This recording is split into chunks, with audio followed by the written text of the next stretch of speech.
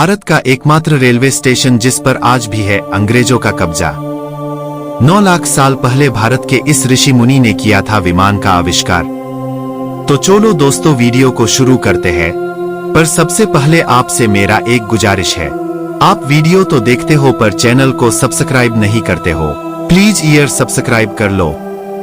तो दोस्तों भारत का एकमात्र रेलवे स्टेशन जिस पर आज भी है अंग्रेजों का कब्जा।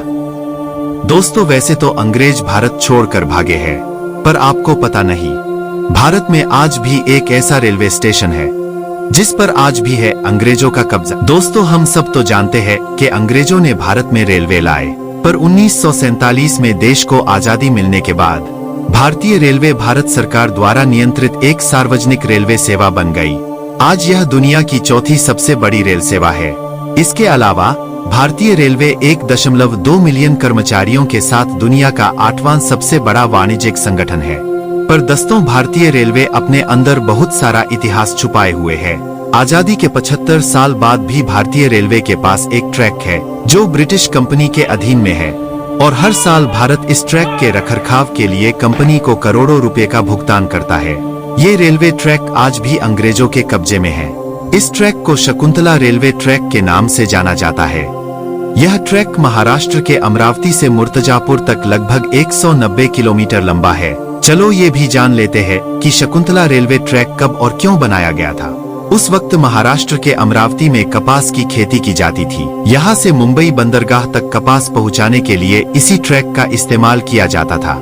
इस रेलवे ट्रैक को बनाने के लिए ब्रिटेन की क्लिक निक्सन एंड कंपनी द्वारा central province railway company CPRC की स्थापना की गई थी। ट्रैक का निर्माण 1903 में शुरू हुआ। इस ट्रैक पर केवल एक ट्रेन चल रही थी जिसे शकुंतला पैसेंजर के नाम से जाना जाता था। 1994 के बाद इन ट्रेनों में भाप की जगह डीजल इंजन लगे और यह ट्रेन 17 स्टेशनों पर रुकी और 6 से 7 घंटे में सफर पूरा किया। यह रेल लाइन हमारे देश में होने के बावजूद भी आजादी के बाद भारतीय रेलवे ने ब्रिटिश कंपनी के साथ एक समझौता किया जिसमें 1 करोड़ 20 लाख प्रति वर्ष का समझौता किया। इसके तहत भारतीय रेलवे द्वारा कंपनी को हर साल रॉयल्टी का भुगतान किया जाता है। रिपोर्ट के मुताबिक कंपनी को हर साल 12 करोड़ रुपए रॉयल्टी मिलती है। भारी भरकम रॉयल्टी प्राप्त करने के बावजूद ब्रिटिश कंपनी ने ट्रैक के रखरखाव पर कोई ध्यान नहीं दिया, जिससे यह पूरी तरह से जर्जर हो गया। इस पर चलने वाली शकुंतला एक्सप्रेस को भी रद्द कर दिया गया।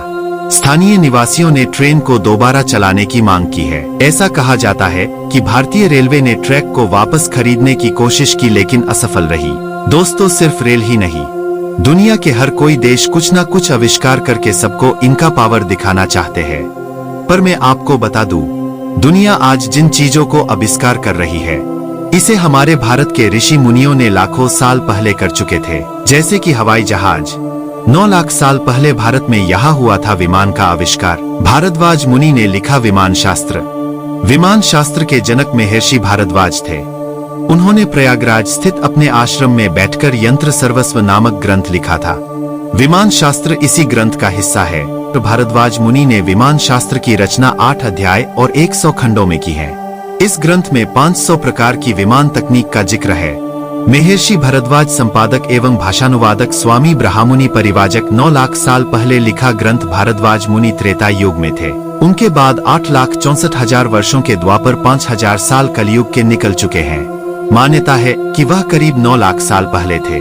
रामायण की कथा के मुताबिक राम वन गमन से पहले भारद्वाज मुनि ने विमान शास्त्र की रचना कर ली थी। उन दिनों वह प्रयागराज में संगम की रेती पर इसका परीक्षण कर रहे थे। रावण का पुष्पक विमान भी इसी तकनीक से बना था।